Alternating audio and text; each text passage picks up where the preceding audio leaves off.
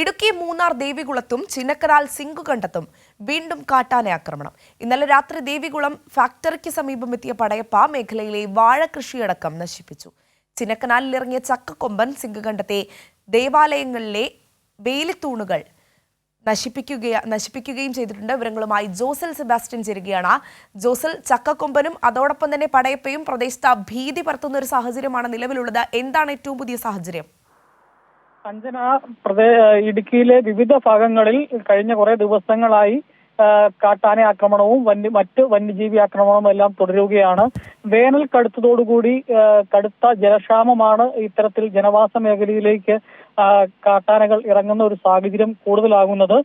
ഇപ്പോൾ ഇടുക്കി മൂന്നാർ ദേവികുളത്ത് പടയപ്പ ഇറങ്ങി ഇന്നലെ രാത്രി ഇറങ്ങി വാഴകൃഷി അടക്കം നശിപ്പിച്ചിട്ടുണ്ട്. അതുപോലെ തന്നെ ചിന്നക്കനാൽ സിങ്കുകണ്ടത്ത് ചക്കക്കൊമ്പനാണ് എന്ന് നാട്ടുകാർ പറയുന്നു, മുറിവാലൻ ആണ് എന്ന് വനം വകുപ്പ് പറയുന്നു. ഏതായാലും ഏതാനയാണെങ്കിലും ജനങ്ങൾക്ക് ഭീതി പരത്തുന്ന രീതിയിലുള്ള സാഹചര്യമാണ് അവിടെയുള്ളത്. അവിടെ സെന്റ് തോമസ് ദേവാലയത്തിന്റെ വേലിത്തൂടുകൾ ആന നശിപ്പിച്ചിട്ടുണ്ട്.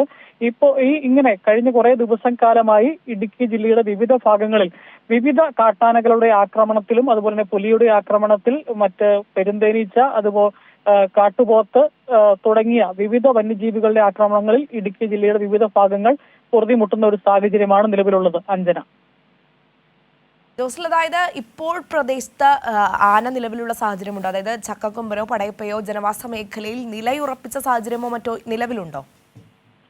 ഇപ്പോൾ ചക്കക്കൊമ്പൻ 301 കോളനി പ്രദേശത്താണ് നിലയുറപ്പിച്ചിരിക്കുന്നത്. ജനവാസ കേന്ദ്രമാണ്. അവിടെ ജനങ്ങൾ കോളനിയായി താമസിക്കുന്ന പ്രദേശമാണ്. അവിടെയാണ് ഇപ്പോൾ ചക്കക്കൊമ്പൻ നിലയുറപ്പിച്ചിരിക്കുന്നത്.